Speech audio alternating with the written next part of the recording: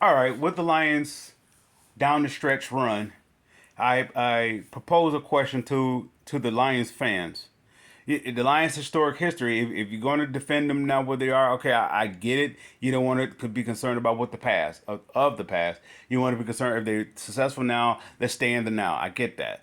But yet at the same time, you are at that point to defy history or repeat history. You are at that point. The history of the Lions, the historical history of the Lions, Super Bowl, the NFL draft. Which one is has always been the goal? Not the goal as in words or it's the right thing to say. Yet you're doing the due diligence. You're putting this team in position to get that done. The first thing that had to be take place, the organization itself as a whole has to be focused on the Super Bowl, not just making money. That's the beautiful thing about Jerry Jones. When he did win, he was getting the best of both worlds. Whenever a owner is on top, they get in the best of both worlds. They get in their money, and they also are winning the Super Bowl. The Lions are finally in that position to do so. Times past, it will always have been this: get to the draft. It don't matter who you had here, what players was here. The Lions been in this position. This is the second time around. The first time was in '91, and then they let everything slip away. They not gonna say let it. Yeah, they definitely say that. They definitely let it slip away.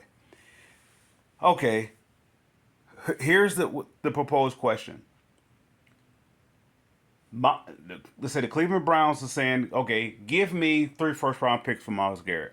Let's say Max Crosby, he was saying, give me 3 first round picks. I mean, not Max Crosby. The Raiders were saying, give me 3 first round picks for Max Crosby.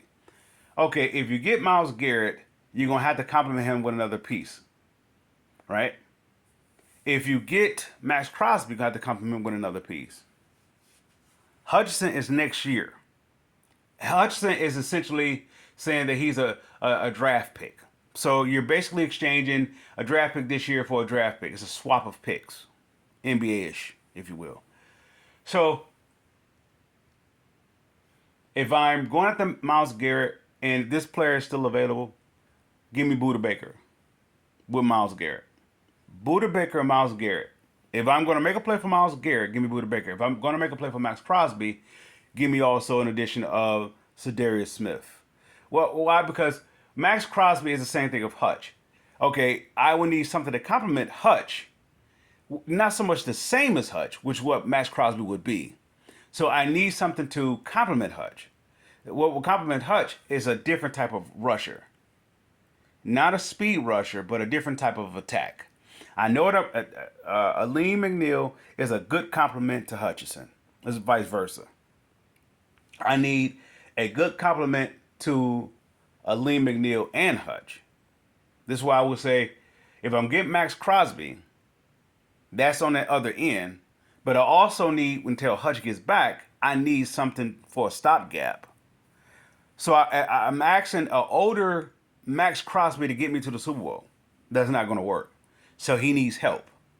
And he doesn't need a role player, a complimentary, a B level compliment. I would say C level complimentary help. He doesn't need that. He needs at least a B plus.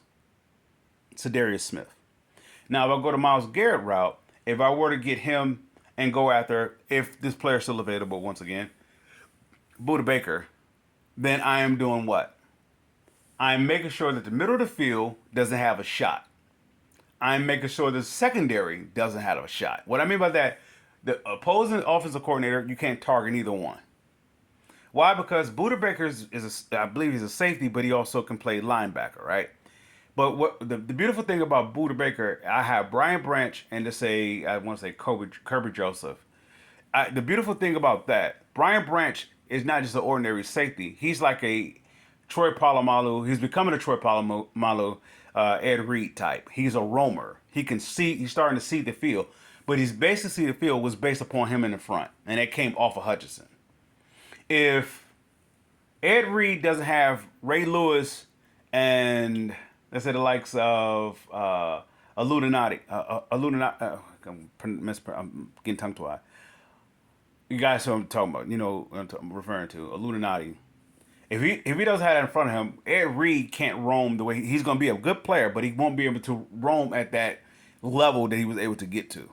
So that's why I believe that Brian Branch is able to. If he have that Aleem McNeil and he has a Ray Lewis, something that the offensive coordinator has to focus on, right? And never mind, they had a Terrell Suggs on the other end.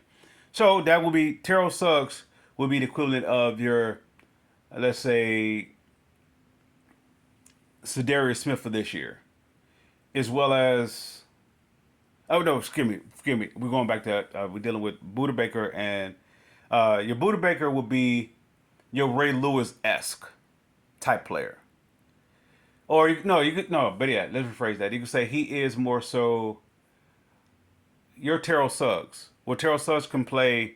He's playing outside linebacker, but basically playing two positions. That's how That's what you're asking him to do. So you're doing the same thing for Buda Baker. You actually playing linebacker and safety, but he doesn't have to be. That doesn't have to be his 100% energy all the time, because you're complimenting Myles Garrett. You're complimenting Myles Garrett until Hutchinson get back. So once again, what you're willing to do? If there's 3 first-round picks, it's going to take to get either one of those players. Of course, I'm going after Myles Garrett. Short term and long term, he's the better solution, a better complementary piece for a recovering Aiden Hutchinson. After this year's run, Max Crosby, he always going to have that drive to do it, but he's going to get a step too slower, because each game that once he's in the Lion uniform, and as long as the Lions are on the top, it's going to be that much harder to sustain, going up against those who are hunting them. So there's going to be a lot of more wear and tear on them, and unfortunately, the fans don't want to hear this. Is a possibility they can get injured. This is why I wouldn't bank on Max Crosby alone. I get Max Crosby and a Cedarius Smith. So I won't have to have Max Crosby to do what they was asking Aiden Hutchinson to do, what they have always asked their players to do. I mean, they was trying to get Ndamukong, quiet as kept. They was trying to get Ndamukong Suh the same thing that they was trying to get Aiden Hutchinson. Aiden Hutchinson is a different type of player. He's a Stafford-esque. Max Crosby is a Ndamukong Suh type. Myles Garrett, I believe, he is a Ndamukong Suh-esque. He knows his value. So, what do you do if you're the Fords? If that's on the table for both players, 3 first-round picks, Super Bowl or the draft. And once again, if you get Max Crosby, you best to complement that with another player. And my take would be Cedarius Smith or another edge rusher, right? So you wouldn't have to request or require or demand so much out of Pascal or out of James Houston, if you will. You don't have to demand or have to pretty much beg and grovel or get to the point where you are desperate for them to give you some contribution on a consistent higher level, quality level. You can just have them at what they do best, which may be substitution. Or you can go down the route. And once again, like I said, if you get Max Crosby, if you get Myles Garrett, you're gonna have to complement that with someone in the middle of the field. Well, you don't need no defensive tackle help, because you have that with the likes of Aleem and Reader. You don't need that. What you need is someone in a linebacker core, but not just ordinary linebacker. You need someone who can. If the Lions is based off deception, their success is based off deception. No, not deception. Forgive me. Catching teams off by surprise. You get Buda Baker, and you could either put him in a box, or you can allow him to stay out on whatever to partially play the middle field to a little deeper in the middle of the field. Well, you still have your roamers over the top, such as you have Kirby Brooks on the island more than likely, and then you have Brian Branch as your roamer. If you guys get what I'm trying to say, I'm trying to, I'm trying to think that I know something about football, which I absolutely know nothing about. All I'm saying is that if you're the best weapon that the Lions have is the element of surprise. Yet they stand at the fence or they stand at the midpoint of being arrogant. And they believe that all the surprises that they have done is just enough to allow people to be intimidated. What intimidates other team is not by the Lions. So the Lions is not in smack mouth in your face. We are elite. They have always had a quality offense. Have always had that. If you're talking about Barry Sanders, they had a quality offense. You're talking about Calvin Johnson, had a quality offense. Quality offense. If you're saying this current run, they had a quality offense. They have always had a quality offense. The defense side of the ball has never been elite. It always been, you could say good, you say average to good, but it was never able to do what it took to become elite.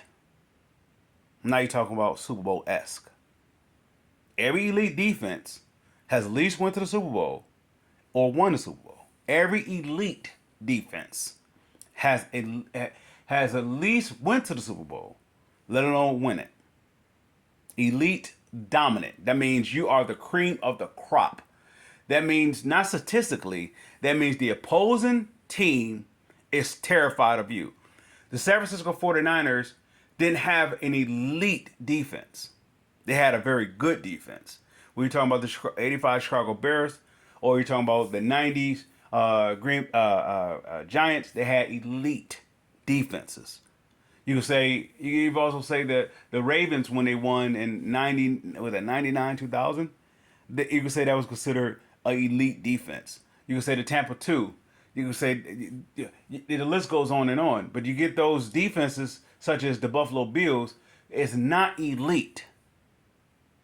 It's just enough to balance off the offense. If they had one more piece, they would have won the Super Bowl. With that said, here we go. 3 first-round picks for either player. But when you get either player, you have to be willing to get other complementary pieces to those two players. You have to get 2 for 1. Lions fans, I salute.